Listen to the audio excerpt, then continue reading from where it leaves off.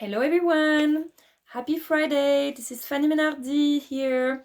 Been stuck all week in my house working on my new Encyclopedia, Volume 2, which is going to be a lot more political, explaining, evidencing the result of my first encyclopedia, where I explain all the symbol, the world symbol, cultural symbols, and how to build the paintings and how we communicated through this online network, through the symbols and beautiful graphic designs, and gave ideas and inspiration to each other, which led also to speaking as a representative of civil society and of the governments to improve the world or establish strategies, political strategies, and it's been working. So my second book will be evidencing, everyone who has been participating, notably, all the people I'm trying to work with, my dream, of course, is to work with the United Nations or the American government. I've always studied politics. I wanted to work in international negotiations and culture. And only when I became a mom, when I moved in the United States, I started painting. My grandfather was a painter. Actually, all the paintings from Van Gogh or Renoir or Gauguin that I used to have, are from my grandfather. But I've never had time to do a creative activity like painting or some crafts because I was always working. When I was young, I was always studying and working at the same time. As soon as I saved up a little bit of money, I was traveling to other countries to work. And my career was always everything, I did long studies. I believed in the promise of society that if you do long studies and you do a lot of internships and you do, great international experiences, all the doors would be open for you.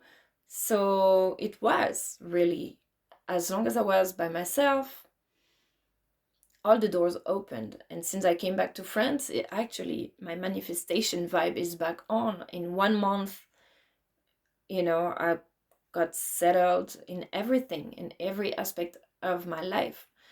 So it boosts my confidence, because when I arrived in the United States, I followed my husband everywhere and I left my career and I couldn't find a job for many, many years. And I started a family, which is what I wanted, but that was also a failure because we didn't fight enough to work it out. And anyways, my bubble became the painting. I had so much time and boredom in my life that I one day wanted to buy a painting and it was too expensive.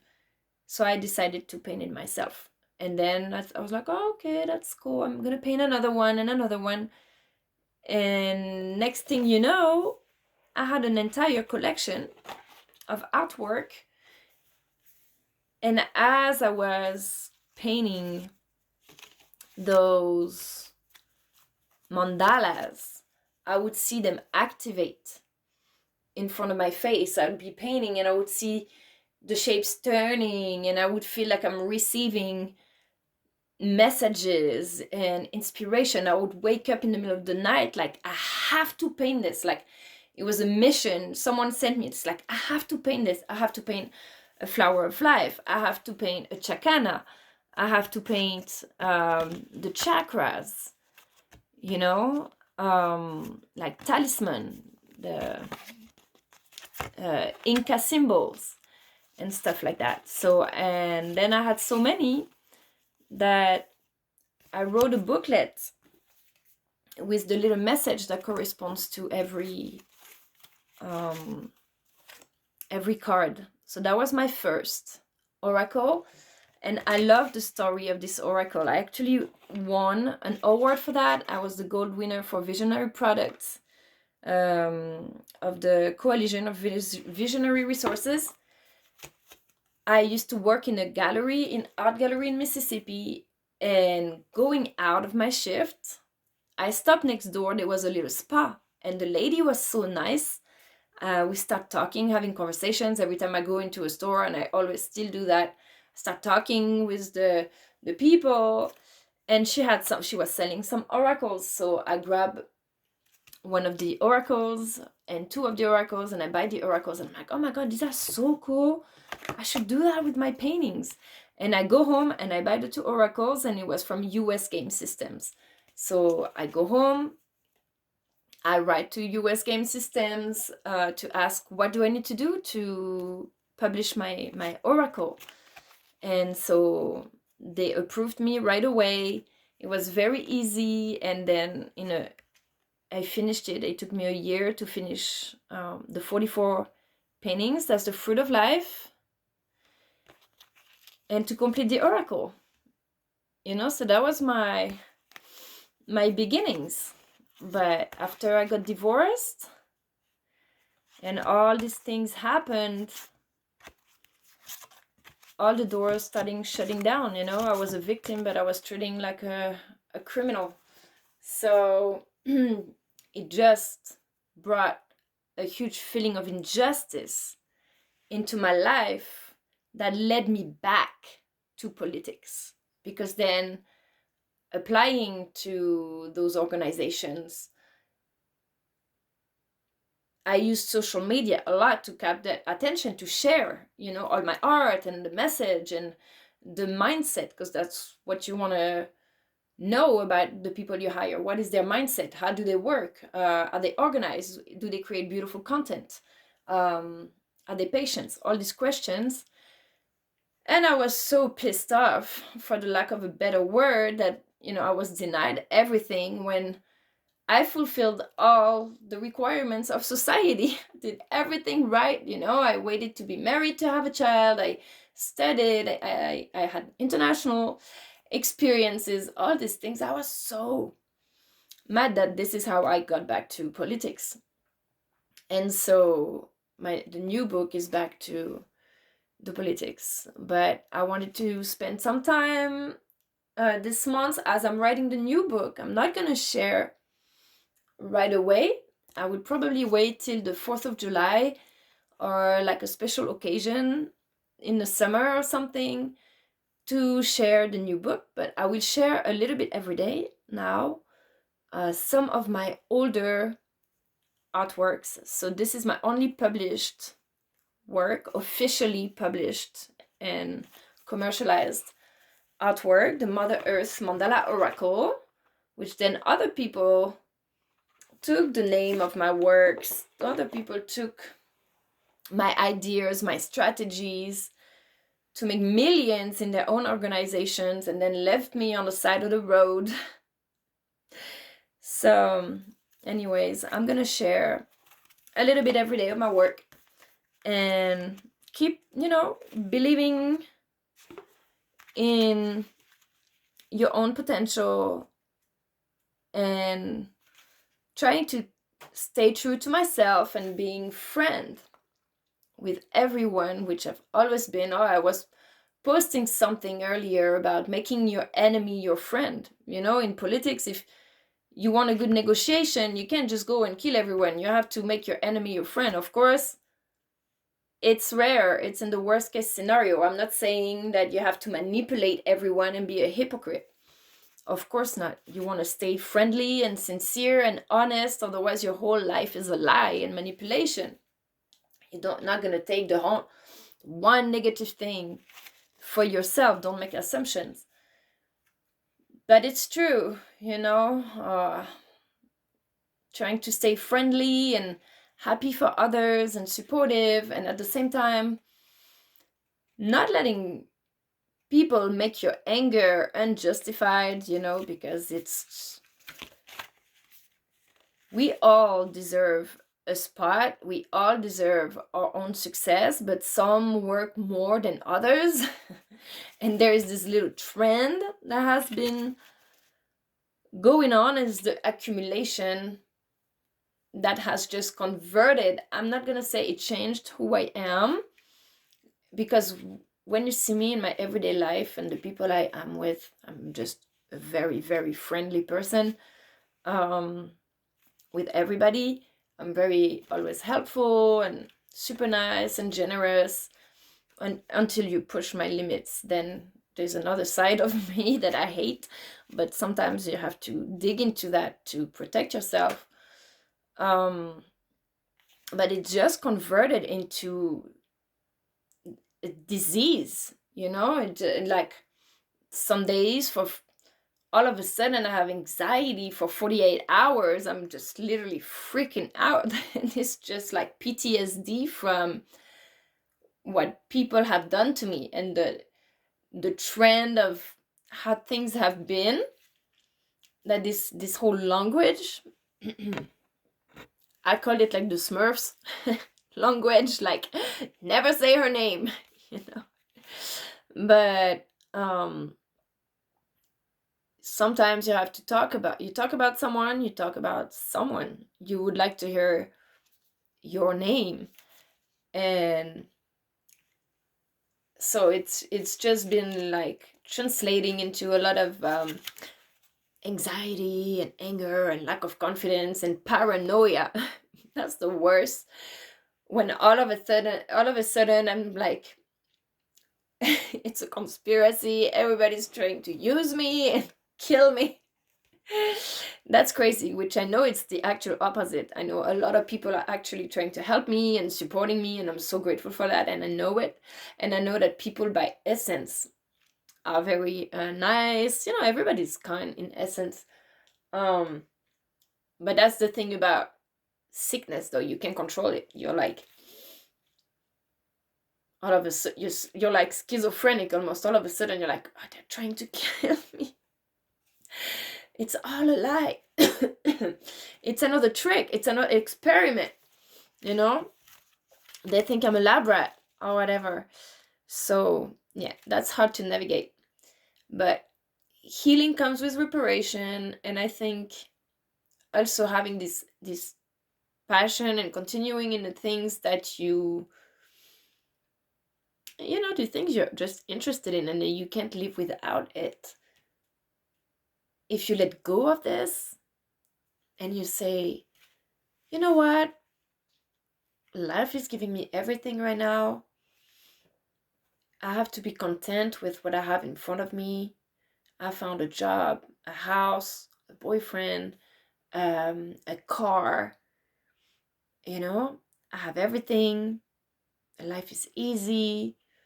And I'm so grateful. I manifested all this really quickly. And I'm just gonna go out and have fun and get drunk and just the fun life. But this whole big part of you, this big dream that you envisioned, that you know you can do and you deserve, and it's whether you deserve it or whether you belong or whatever, it doesn't really matter. It's where you want to be. Everyone has the right to know what they want for their lives, and where I know a lot of people who are happy with not having responsibilities, not having problems, um just like a family life. I have some friends, their only goal in life was to be a parent and not work, and just happy taking care of their children, which is great. But for me, that was never everything.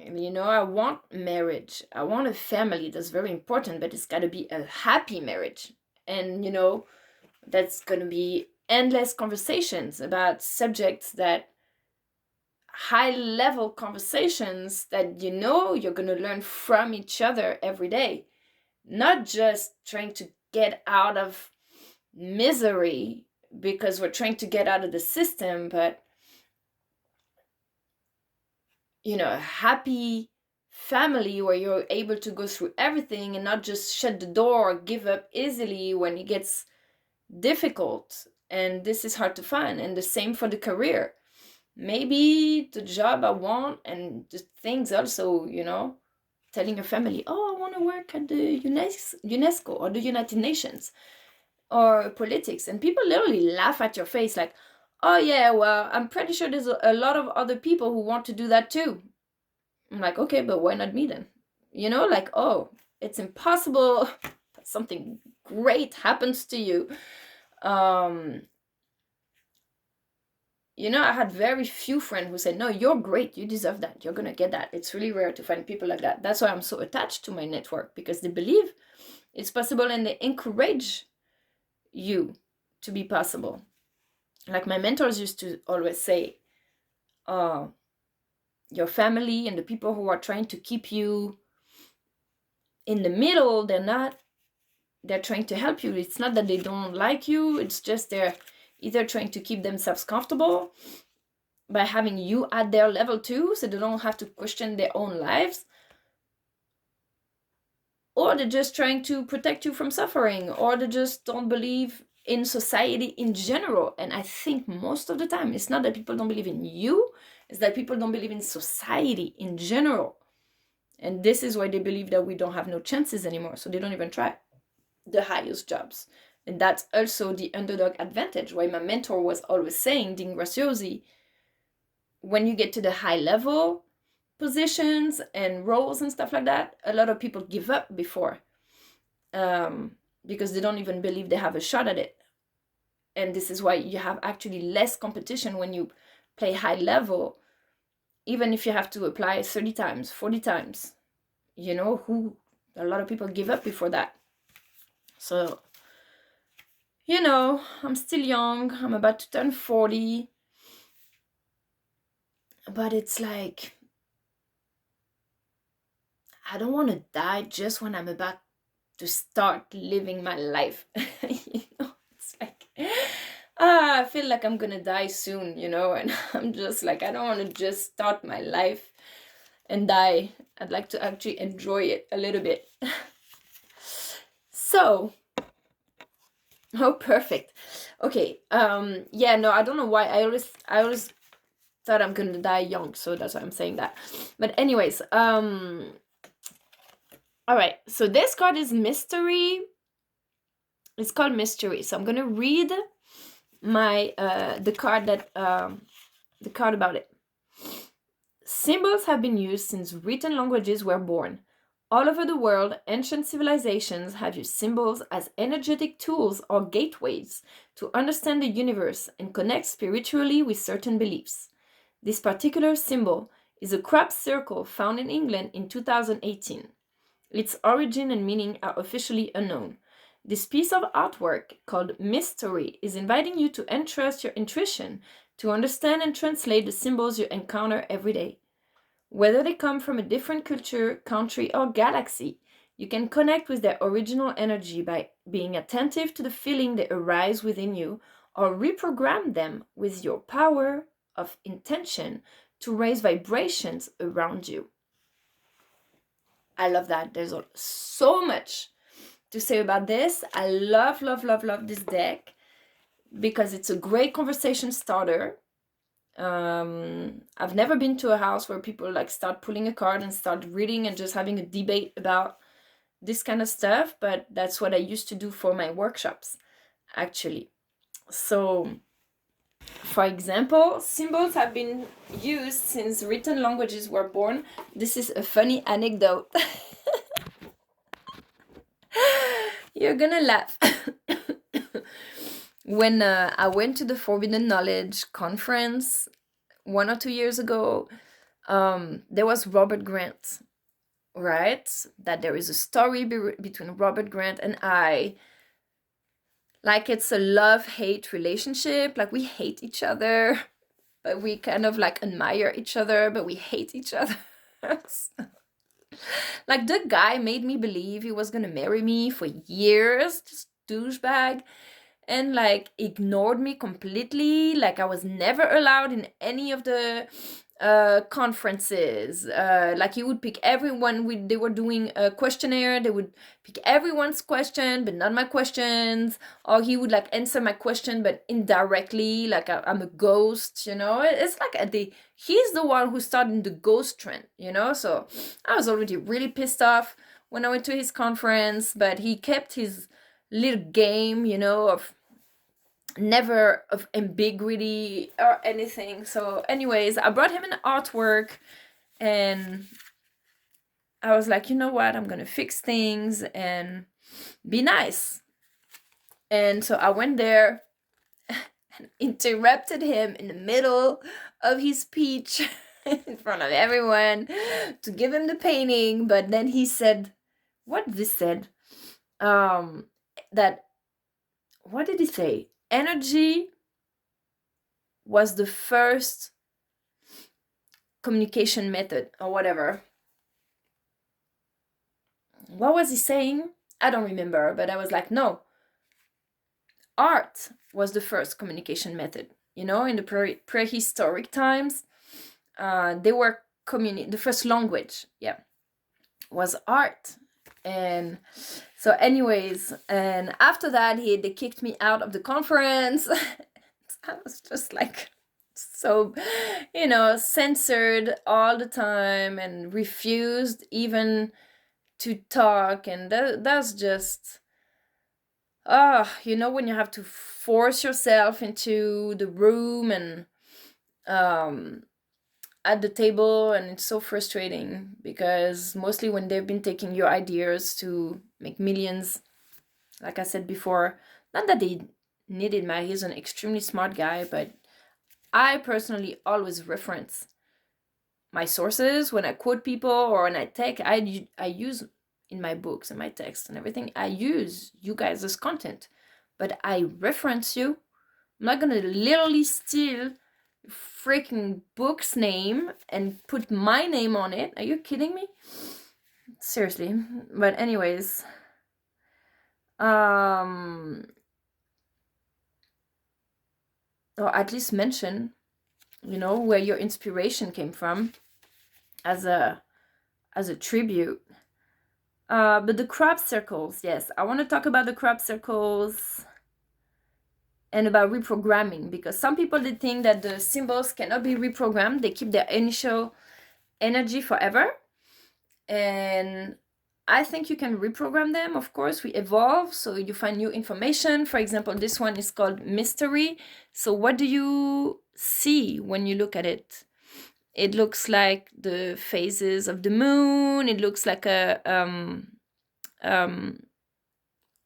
how do you call it again? The steering wheel of the boat. It's with a H. I forgot the word. Forgot. So, it's like a steering wheel a little bit. It's almost like a gate. It looks like it's a time travel gate that when you activate it and you start turning it like a mechanism, it almost look like it would be a metal door. When you open it, you enter either, like, I don't know, a safe or a time travel gate, a space-time travel gate. But yes, it's definitely the moon and some planets, either the sun or, I don't know. So what do you see? But that's definitely a navigation. For me, it's like a navigation tool. And of course, the way you interpret it with your own cultural references, and if you know more, you don't know what you don't know. So some people who are a lot more informed or intellectual, they will know right away, oh, this is a reference to this. This is a reference to that. I even have like you even have the KK cross, it's like the Kardashians planet, they control the world. Maybe. But when I was in France in 2021, I went to an exhibition in Saint-Jean-Cap-Ferrat, and my friend Alice and I, we were painting together in her garden. And I took a picture. There was the sun. There was like sunbeams coming through the trees. And I took a picture of it. And it was like an eye. That was crazy. Like it was like an eye. A celestial eye was looking at us while we were painting. And the next day, there's a crop circle that appeared that was saying Cap. And the exhibition was in Saint-Jean-Cap-Ferrat. And the paintings that we were doing was a sigil with Alice's family's letters. Her and her husband and her daughters, the 3 letters of their initials, she made a sigil out of that, of the 3 letters. And the crop circle that appeared had 3 letters with Cap. And it was a sigil as well. And it was looking exactly like what she was painting. So that was crazy, because this is when I already knew by belief, but I had the proof that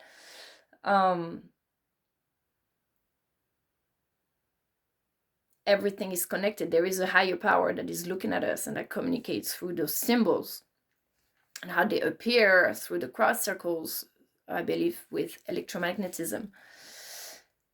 And yeah, there was another crop circle. And I put this 2 and 2, I connected the dots a lot later, like 5 years later. When I arrived in the United States, I went to Colorado. We went to Las Vegas, to Nevada, went to the Grand Canyon. And I took that picture at the Grand Canyon when I was like Isis, with my wings spread out. And there's a crop circle that appeared of the wings like that of Isis. And it was also like a condor or an eagle. I mean, one of the birds. And then I saw the picture and I saw the crop circle and I looked at the dates, and it corresponded to when I arrived in the United States. And there were some lines, like little details that were on these crop circles, referring to other pictures that I had when I had these pictures of me with the flags of the United States that I posted before I came in the US and stuff. That was so funny, but this was all in the crop circle. And I was like, wow, that is crazy. So there was this energy following me. And I believe that also sent me this information so I could translate it into mandalas, into painting. And this is what is in this Mother Earth Mandala Oracle, this painting. So that's why it's so powerful. You can order it if you're going through the US Game Systems website. I love that one. Billy Carson has that one. Ujat with the chakras, the flower of life, the Ankh, and the Caduceus. The Eye of Horus here in the middle, the chakra colors, flower of life, and the galaxy. You also have some constellations of Sirius and Orion right here, hidden in the stars, you can see. So I can read you this one if you want, and then I pull one card. I wish I didn't complain like this all the time, but it's just part of, the process. Ujat, the Eye of Horus, also known as Ujat, is a powerful ancient Egyptian symbol of intuition and protection. Ancient Egyptian civilization based their knowledge and traditions, their understanding of the body and life, and their conception of space, time, and the divine, according to their observations of the cosmos and nature. Their vision established strong interconnections between astrology, science, medicine, mathematics, architecture, literature, music, and geometry, only to remind us that separation is just an illusion. This mandala is calling from your soul, encouraging you to observe your senses and perceptions. You can access the information engraved in the deepest of your cells to guide and heal yourself. You are never alone, so trust the eye that sees it all. And that is some of a big part of my life's journey, is all these paranormal experiences and confirmations of the paranormal, like doors opening in my house, telepathic experiences, or people ringing the bell in my house from a distance.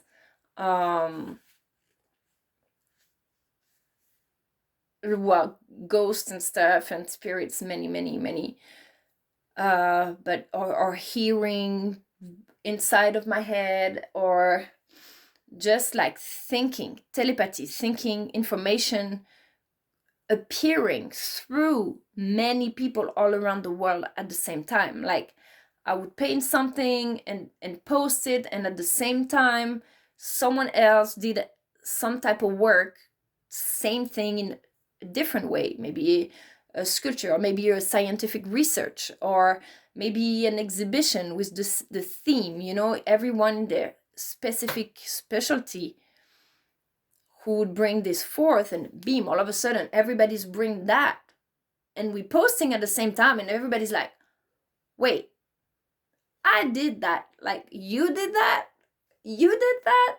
wait a minute, like we all receive the same information. And this then connects you, because when it repeatedly with the same people, the same information, you're like, okay, maybe we are working as a family, as a soul group, to bring something to earth that maybe the world needs at this moment.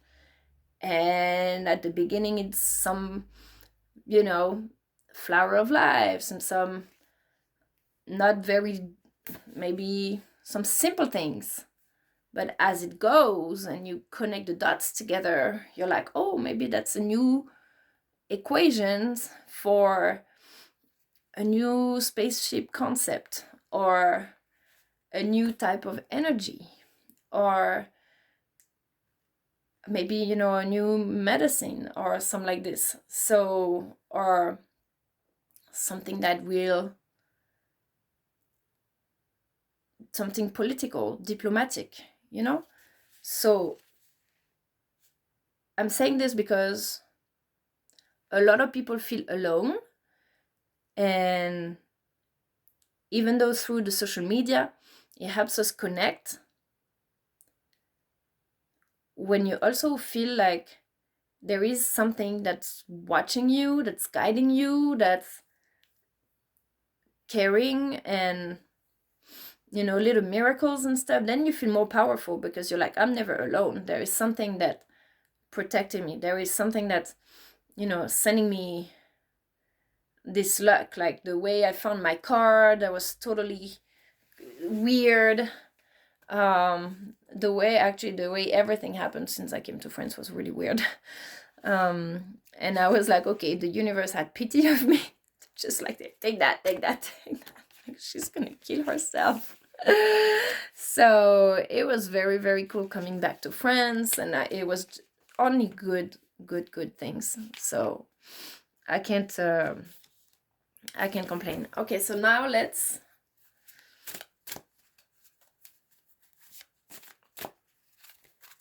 pick a card, guys. Okay, you want to pick one? Pick a card. Okay, pick a card.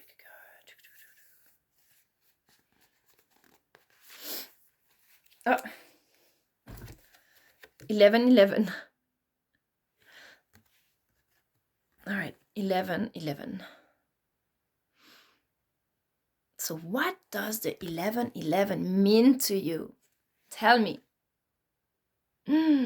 Wow. I'm gonna read the card, but then I will tell the story. I don't even remember what I wrote about this, but the 11 started when I was in Peru.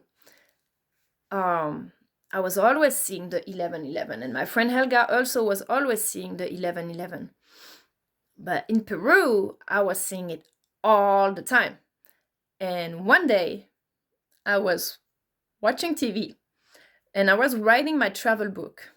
I wrote about a dozen of travel books that are available on my website for free. Some of them they're $8 or some of them $0. You can go and download them. At least one or two of them are for free. My encyclopedia is free, and the one about Machu Picchu is free.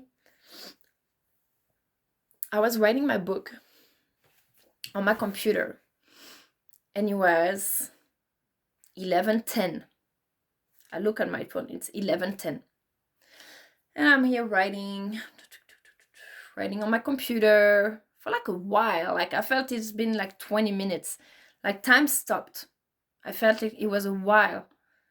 And I look at my phone again and it's 11:11. And I'm like surprised.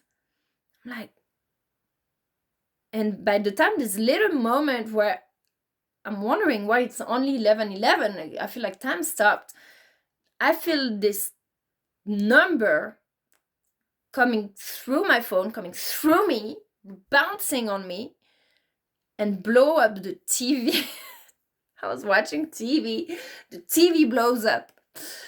It's literally like, I felt it like coming to me and bouncing, and the TV blows up. And that was just the weirdest thing that I was like, the portal, the 11:11, it's like a portal. It's like a time portal.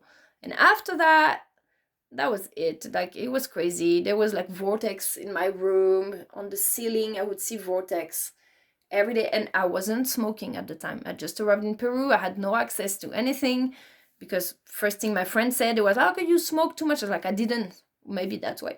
I was like, I didn't. I could swear there's a vortex. Then I wake up paralyzed in my bed at night. And like my whole body is paralyzed. And then there's like this demon breathing in my ears, and then I moved out. This place was crazy. And the next morning I wake up. I can't talk about this because then I'm gonna be scared in my house by myself. Next morning I wake up and there's a painting attacks me. Like literally I'm walking and this freaking painting attacks me and from the wall, like jumps on me, and I'm like, okay, I'm leaving. So I moved, the ghost won, and I moved.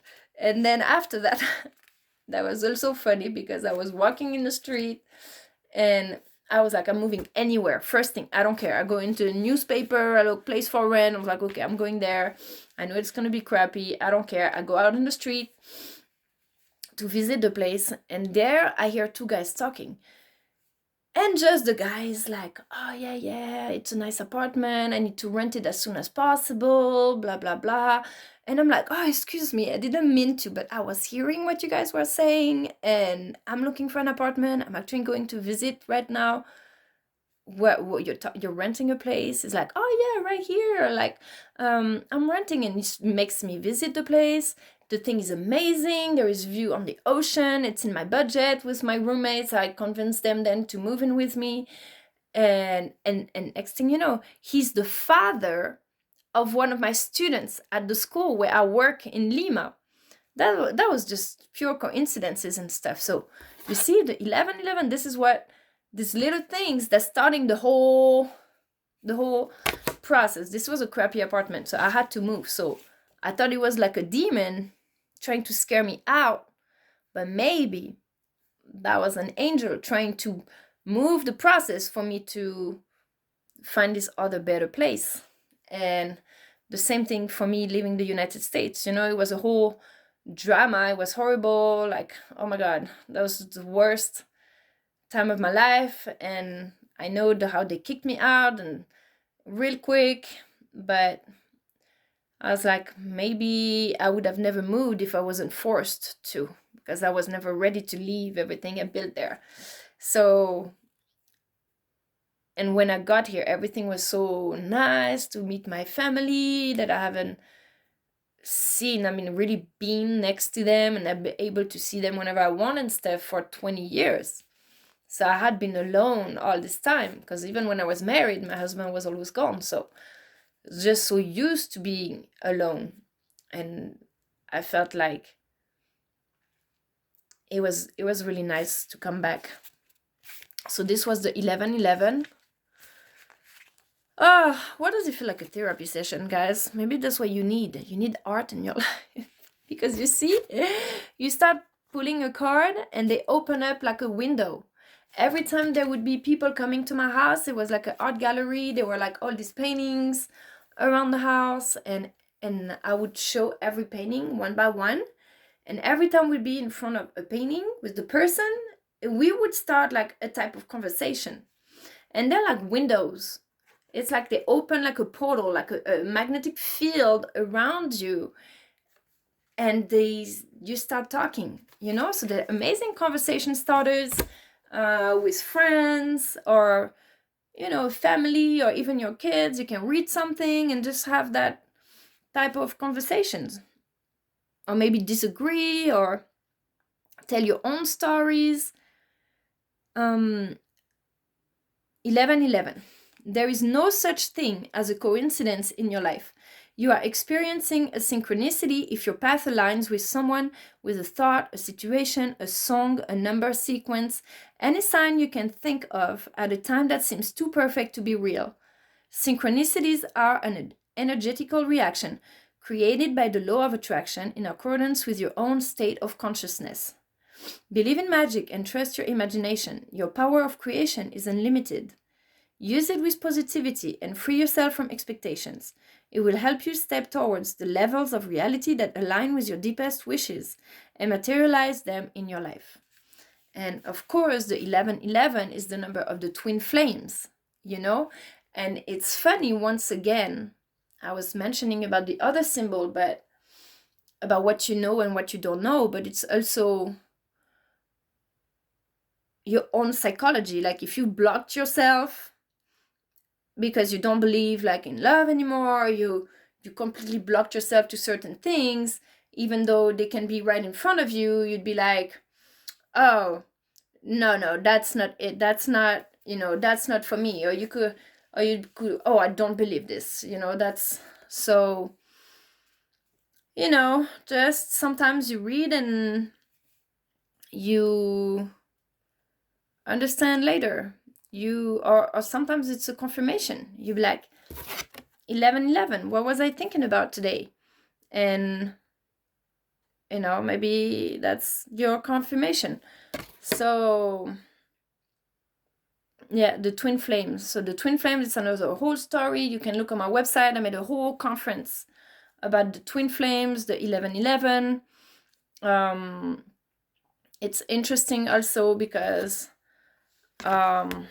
there's 3 levels. You see here the 3 1111s. The 1111 here in the center, the second one 1111, the third one also.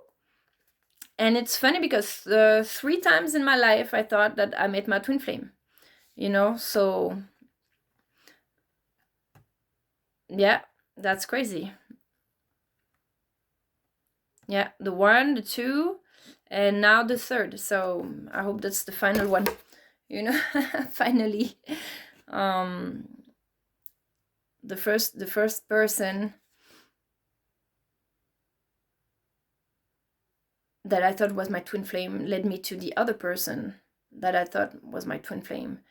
And then the 3rd person, that the physical resemblance was like, oh wow, okay, that's my twin flame. But once again, after you've been like, lied to, manipulated, and taken like an experiment and things like this, you just ignore, like blinding yourself, like, oh, I don't want to suffer, I don't want to see, I don't want to believe. But isn't it sad also to live a life where you don't believe in anything anymore? Life is short, so even if you look stupid, you can still believe. All right, guys, one more. No, not that one. All right, this one. And you see also, it doesn't matter the cards that life gives you. You can always pick another card. That's also one thing I love to say about the oracles, because you know, it's a cool, you pick a card and you're like, you feel attracted to it, or you feel it speaks to you, or you get another card and you're like, oh no, not that one, that's not the time for that. Or maybe actually, okay, now I get it, I see what it is. Yeah, see, I get the message. Yeah, actually, there's no coincidence. Yeah. So, wow. Okay.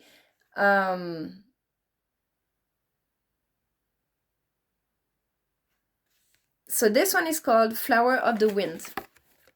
So the wind, of course, is a reference to The Alchemist. It's one piece of the book that I love when he lives in the desert and his wife tells him, because he doesn't want to leave his wife. He found his family, okay, and they're settling in the village or wherever the camp man or whatever where they're staying.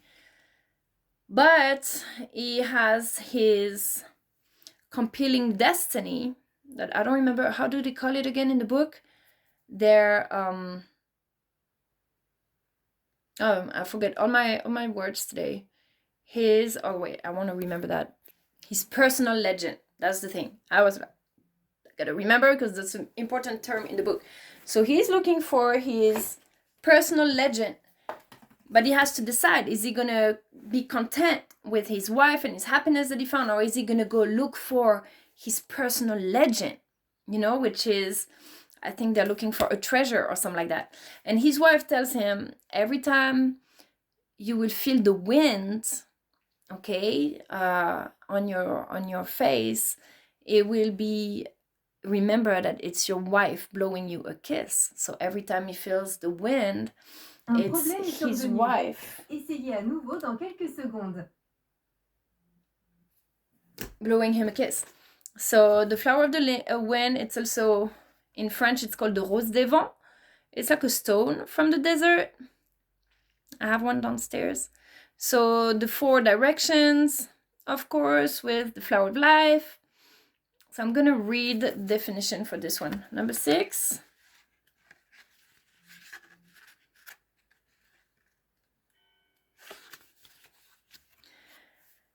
There is a fresh wind outside singing a song for you. If you can find a moment of peace and silence, you'll be able to hear its whispered message of love and pride. The wind is proud to carry your beautiful soul from one adventure to the next. Today, remember that you are loved and supported in every circumstance. Through the power of your intention, determine clearly the direction you want for your life. Define your goals and priorities. Then imagine yourself as light as a flower flying in the air and see where the wind takes you. Just open your eyes and follow the signs. So what is your style? Are you more like, I'm just gonna follow the sign and see where life takes me? Or are you a control freak and you're gonna just focus on your goal? I'll let you meditate on that. Have a great weekend, everyone. I will try to make shorter videos and do like 1 card a day, just to show you a little bit of my artwork. Okay, thank you for watching. If you watched till there, have a great weekend. Thank you.